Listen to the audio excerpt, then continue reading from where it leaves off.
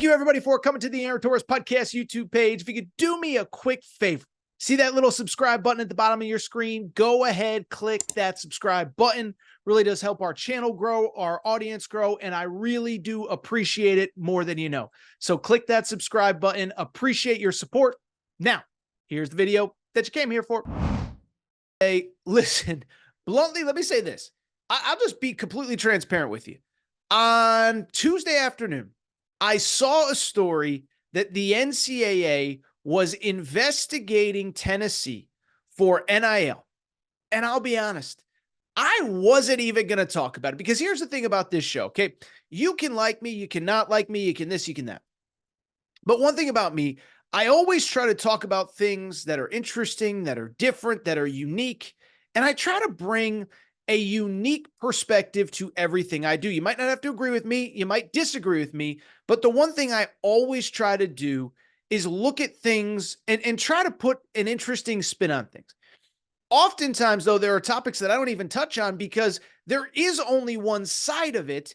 And to me, it's not interesting to say something that everybody already agrees with. But I had a lot of you ask me about this Tennessee NCAA investigation. This is a new one. It has nothing to do with Jeremy Pruitt. And let me just say that, yes, I feel like every single other person that talks about this stuff for a living.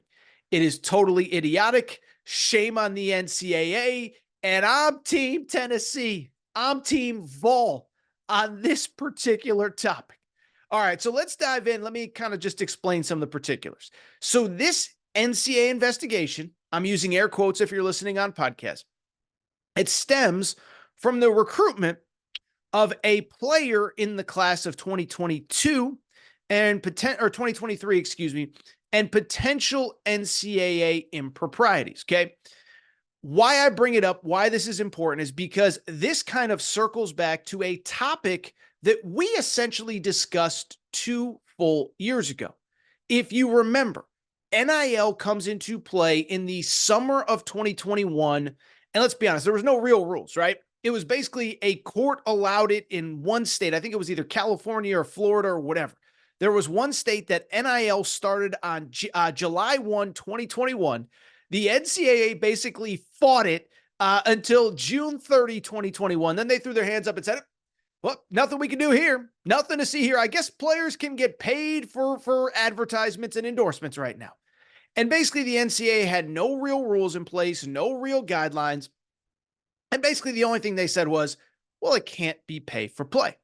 So why do I bring it up? It is because about 6, 7, 8 months later, The Athletic does a story about a collective at the University of Tennessee named, I believe, Spire Sports is the name. It's not really important, although it sort of is for this conversation. And this was really kind of the first time that the term collective really came into the consciousness of college sports fans. But I bring it up because even independent of that, The Athletic did, let me even backtrack, okay? The Athletic, I think it was February, March of 2022.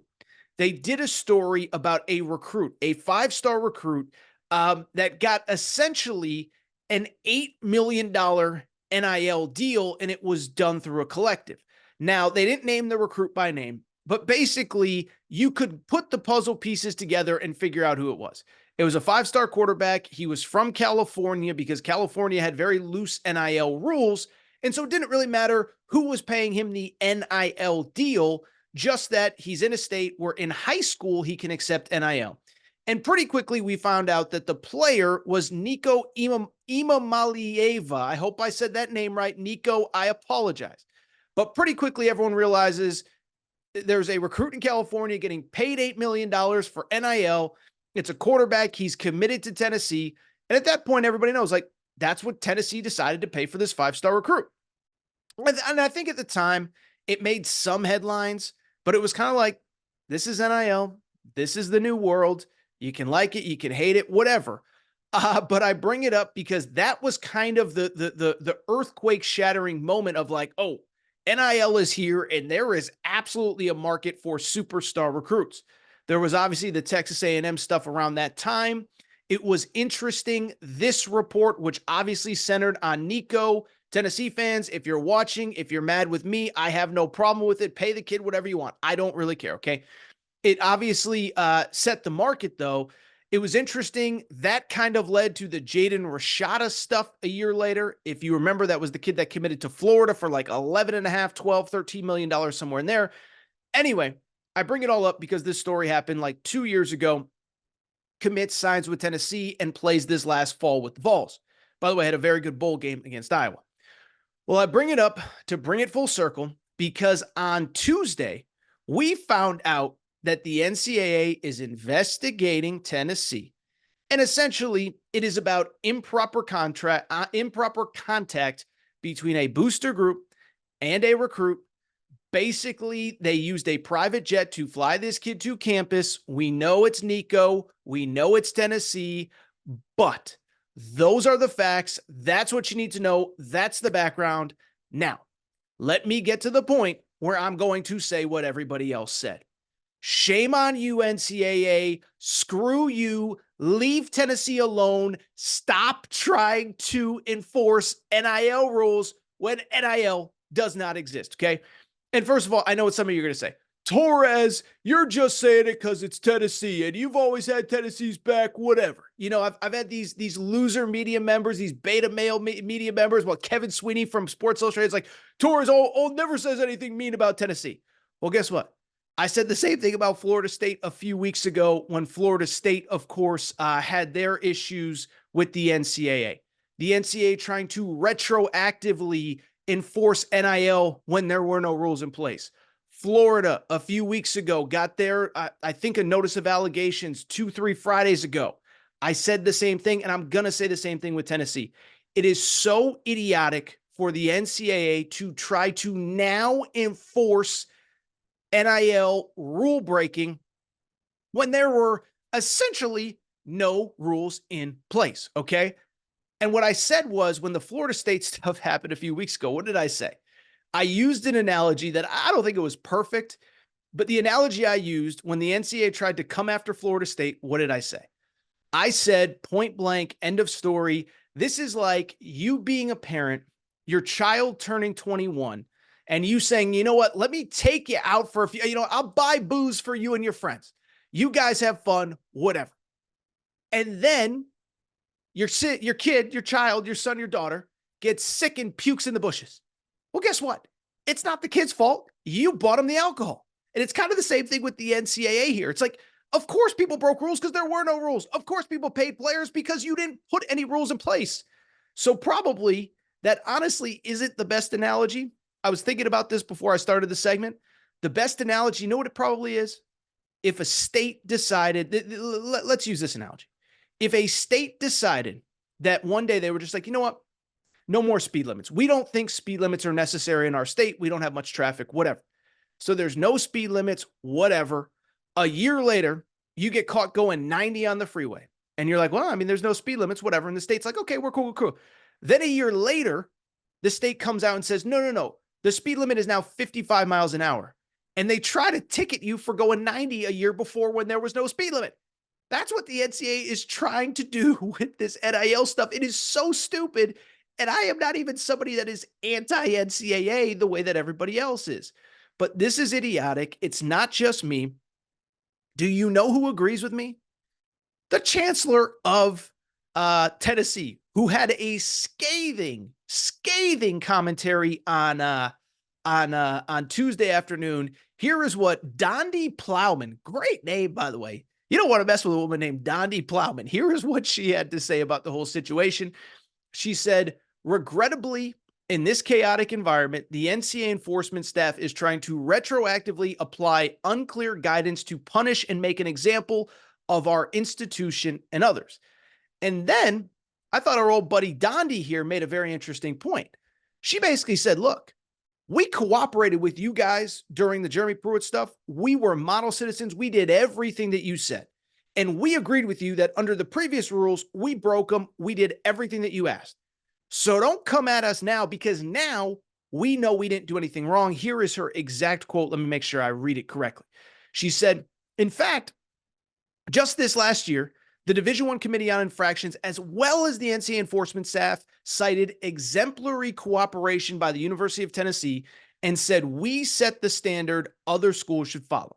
It is inconceivable that our institution's leadership would be cited as an example of exemplary leadership in July of 2023 than as a cautionary example of a lack of institutional control only 6 months later.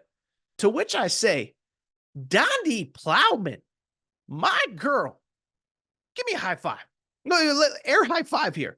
Dondi Plowman coming in. She's plowing through the NCAA law enforcement staff here. I love it. And listen, what I would say is a couple things. One, it is clear, and this is not like, again, another not new take. The NCAA, like, what are we doing here? It's not good. One, clearly nobody respects it. We saw it with the Michigan Jim Harbaugh stuff. We saw it with all sorts of other, like nobody respects the NCAA anymore. Now, I'm not somebody that necessarily thinks it's going away. I do think major college football will break off and run itself. But somebody's still got to run field hockey and tennis and golf and whatever. But like the NCAA trying to enforce football is just so absurd. It makes so much money. And the bottom line is, again, if Tennessee did something wrong, I would say it. But there were no rules. There were no guidelines. I think it's important to note, Spire Sports, the collective, is not affiliated with the University of Tennessee, which was the only other rule of NIL. It was you cannot be, the collectives cannot be affiliated with the school. Well, it's not. And so what are you supposed to do? There's no rules. If an outside collective, wink, wink, that maybe the school knows about, like, they're allowed to raise money and set up NIL deals for a kid. There was nothing illegal about it. And as a matter of fact, let's wrap on this. Right before I started recording, I saw that Tennessee has brought on Tom Mars as its legal consultation. If you don't know who Tom Mars is a dude that you do not want to mess with, okay? So Tom Mars is he's a lawyer in Michigan. And basically, every time the NCAA has had some sort of issue where they fight, Tom Mars comes in and says, no, we're not playing by your rules, NCAA, and he gets crap done, okay?